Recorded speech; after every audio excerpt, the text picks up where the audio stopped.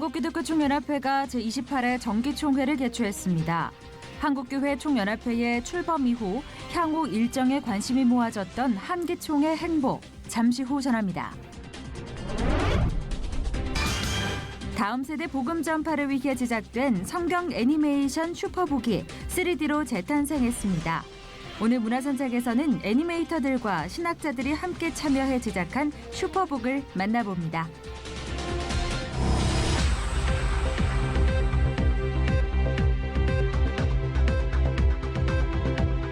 여러분 안녕하십니까? 문강원 목사입니다. 지난 30일 발표된 국제투명성기구 국가별 부패인식 지수에 따르면 우리나라는 53점을 기록해 OECD 35개 국가 중에 29위로 나타났습니다. 사회가 전반적으로 투명한 상태가 되려면 70점은 돼야 된다고 합니다. 우리나라는 절대적으로 그 수준에 미치지 못하고 있는 겁니다.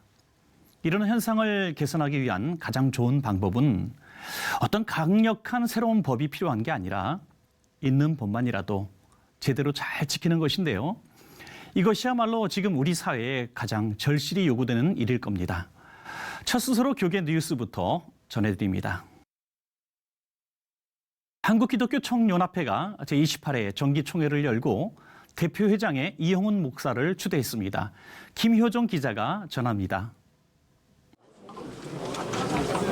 회원들의 기립박수로 대표회장에 추대된 이영훈 목사는 한기총이 제일 먼저 개혁의 주체가 될 것이라 강조했습니다. 또 한국교회 연합에 앞장서는 동시에 이단 신천지와 동성애 등 반기독교적 사조를 막아낼 것이라고 말했습니다. 한국교회 연합과 일치를 위해서 최선을 다하고 기독교의 존립을 어렵게 하는 이러한 모든 사조를 막아내고 사회적인 모든 문제에 대처하고 이를 위해서 최선을 다할 것을 이 자리를 빌어서 약속을 드리고 이날 선거는 후보에서 제외된 김노아 목사 측이 선관위 결정에 일부 이의를 제기하면서 긴장감이 맴돌기도 했습니다.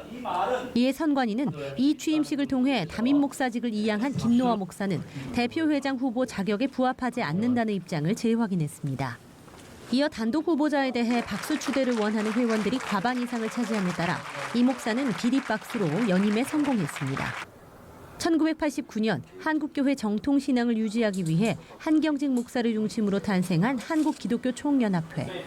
2011년 한국교회연합과 분열되는 아픔을 겪기도 했지만 이영훈 신임 대표회장은 최근 가칭 한국교회 총연합회의 출범에 앞장서며 두 기관의 연합운동을 주도해왔습니다. 이 목사는 기자들과 만난 자리에서 연임 이후 정관을 개정해 탈퇴 교단들의 재가입을 추진하고 대표회장 선거제도를 개선해 순번제로 바꾼 후 자신은 물러날 계획이라고 밝히기도 했습니다.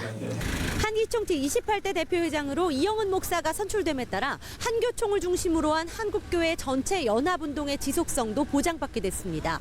이번 출발이 한국교회 전체의 연합과 회복을 가늠하게 하는 새 출발이 될 수 있을지 그 귀추가 주목됩니다. C채널 뉴스 김효정입니다. 이어서 그 밖의 교계 소식 전해드립니다.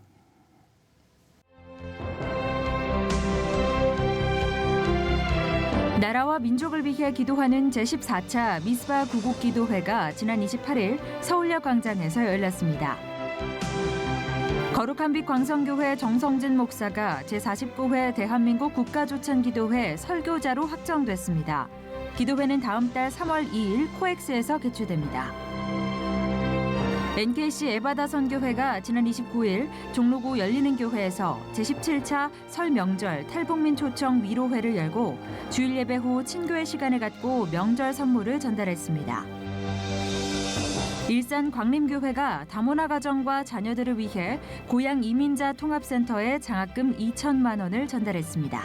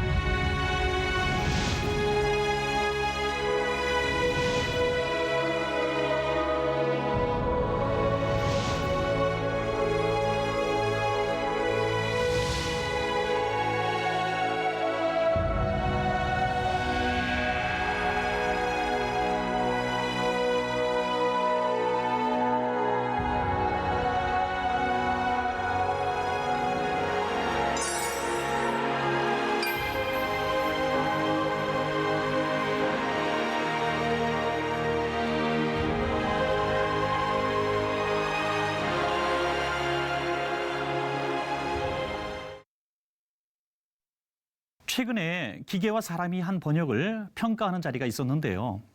역사상 처음으로 기계가 한 번역이 사람이 한 번역보다 더 낫다는 평가가 나왔다고 합니다. 사실 번역이라고 하는 것은 문장의 맥락을 잘 이해해야 되기 때문에 당연히 사람이 번역이 우수할 거라는 생각이 있었는데요. 그 선입견이 단번에 깨지는 결과였습니다. 문화까지 파고드는 인공지능, 환영해야 할지 또 우려해야 할지 좀 더 깊이 생각해 봐야 할 것 같습니다.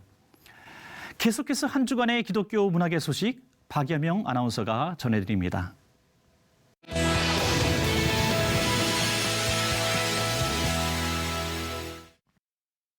한국교회의 다음 세대가 위기라는 말, 몇 년 전부터 참 자주 들려오는 이야기 중 하나인데요.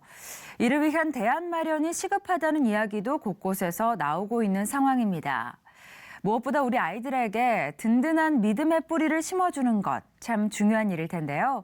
이를 위한 교육 프로그램이 있다고 합니다. 미국 CBN이 제작한 슈퍼북, 오늘 문화산책에서 함께 만나보시죠.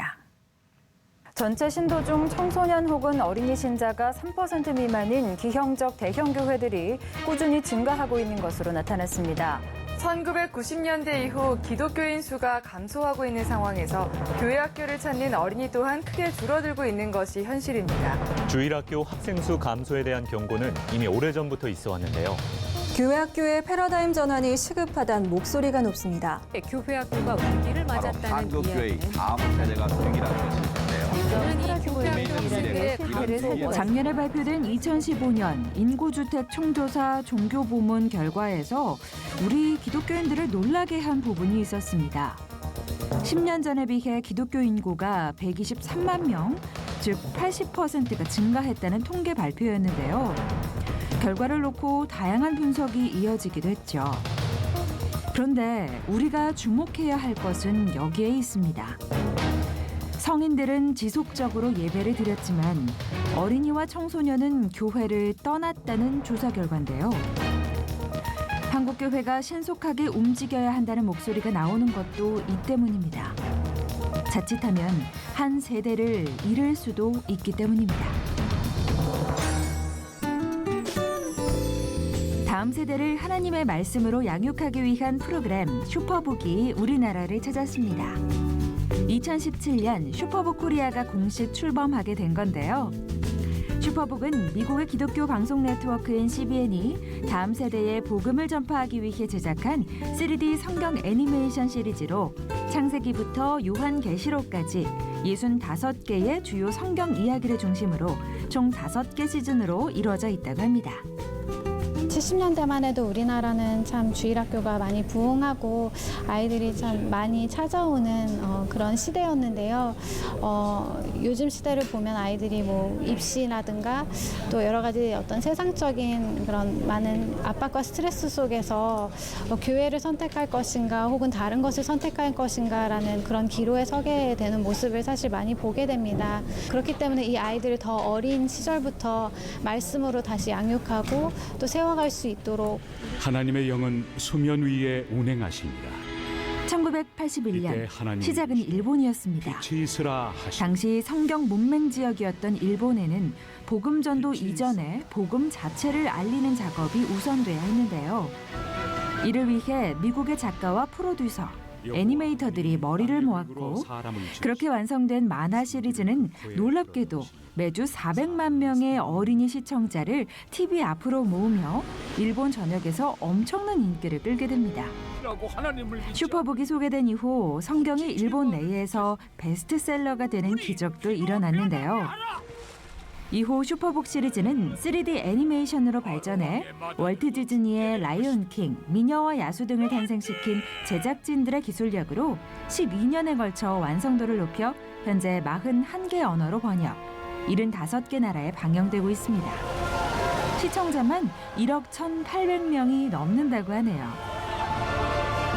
어떻게 보면 복음이 아직 들어가지 않은 그런 나라들을 대상으로 이제 선교를 하기 위해서 제작이 된 거다 보니까 미얀마 같은 경우에는 거기도 굉장히 미개척 지역입니다. 복음이 들어가기가 참 어려운 그런 환경이고 사실 그 빈곤 지수도 굉장히 높은 그런 나라인데요. 그곳에서 한번 이렇게 아이들 전도용으로 한번 슈퍼북 예배가 이제 진행이 됐었는데 그때 3만 명의 어린이가 예수님을 나의 구원자로 영접하겠다라고 그렇게 결심을 하는 그런 일이 있었고요.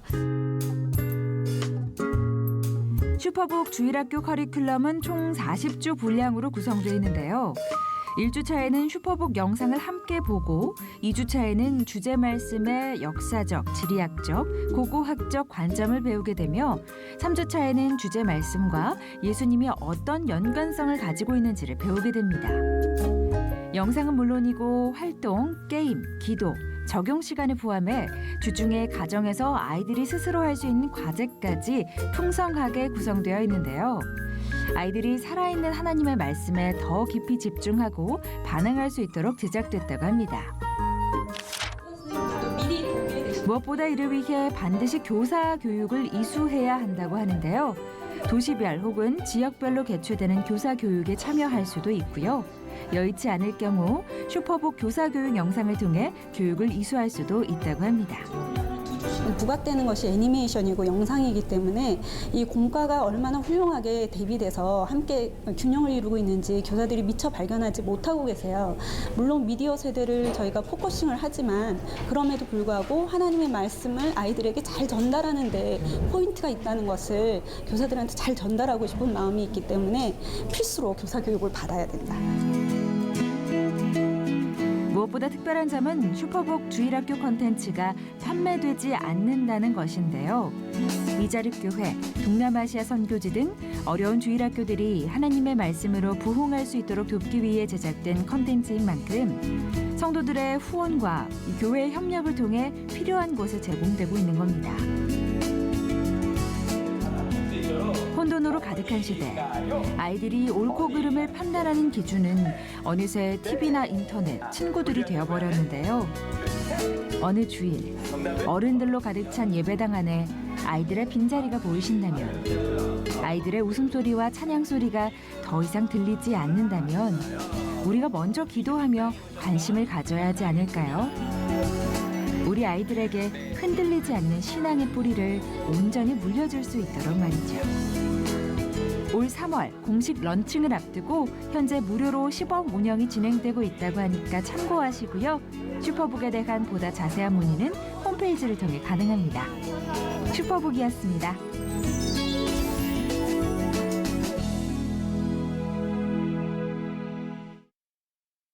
예수 그리스도의 복음을 전파하기 위해 유럽으로 향했던 신앙 선배들의 흔적을 함께 만나보시죠. 로마를 중심으로 살아있는 유럽 역사의 흔적을 함께 만나보시죠. 한 주간의 기독교 신간 소식 모아서 정리해드립니다. 종교개혁 500주년을 맞은 2017년, 기독교 역사를 돌아보며 신앙의 기초를 다시 세우기 위한 책들이 다양하게 쏟아지고 있는데요. 그중에서도 주목할 만한 신간이 나왔습니다. 로마를 중심으로 유럽에 살아 숨쉬는 생생한 기독교 역사의 순간들과 그에 따른 영적 교훈과 철학을 담은 잔인하게 이기지 말라인데요. 이탈리아 로마에서 35년째 사역을 해온 저자 한평호 목사는 유럽 선교의 산 증인으로서 목회자와 성도 모두가 삶에 적용하고 활용할 수 있는 교회사의 이야기와 그에 얽힌 영성을 책에 녹여내고 있습니다. 포토 에세이 형식으로 총 4부로 구성돼 있고요. 직접 촬영한 사진들로 현장감을 더하고 있습니다. 1981년 미국 사회가 세속적인 삶의 방식에 대한 확신과 자부심에 도취되어 있을 때 미국 사회를 향해 던져졌던 존 캐버너의 도전적 메시지 소비 사회를 사는 그리스도인이 재출간됐습니다. 미국 세인트루이스 대학 교수인 저자는 소비주의와 물신 숭배주의에 빠져 있는 사회에 경종을 울리며 거룩한 저항, 자발적 소외와 고립, 하나님의 사랑과 공의 실천 등을 통한 문화 변혁적 삶과 문화 창조가 필요하다고 주장하고 있는데요. 일부 상품 형식, 2부 인격 형식으로 크게 나눠 물질이 인격을 압도하는 소비주의 사회에서 그리스도를 따르는 삶이 무엇인지를 설명하고 있습니다. 세상, 꿈, 친구, 배우자, 자녀, 고난 등 우리는 인생에서 많은 만남을 경험합니다. 인생을 빛나게 하는 13가지 만남, 인생 여행의 저자 지구촌교회 진재영 목사는 인생에서 겪게 되는 모든 만남에 영적인 재해석이 필요하다고 말하는데요. 총 13장에 걸쳐 인생에서 맞닥뜨리는 다양한 상황과 사람을 하나님이 허락하신 만남으로 비유하고 있습니다. 소소한 일상 하나하나에서 하나님의 메시지를 찾아 에세이로 엮어낸 화강교회 윤호균 목사의 은혜를 깃다입니다. 저자 윤호균 목사는 봄, 여름, 가을, 겨울처럼 우리의 인생에도 4계절이 있다고 말하며 계절마다 하나님의 은혜를 체험하며 살아가야 한다고 권면하고 있는데요. 총 4부에 걸쳐 딱딱한 설교를 내려놓고 때로는 아버지의 마음으로 때로는 인생의 선배로 한 줄 한 줄 인생과 하나님을 묵상한 내용들을 전하고 있습니다.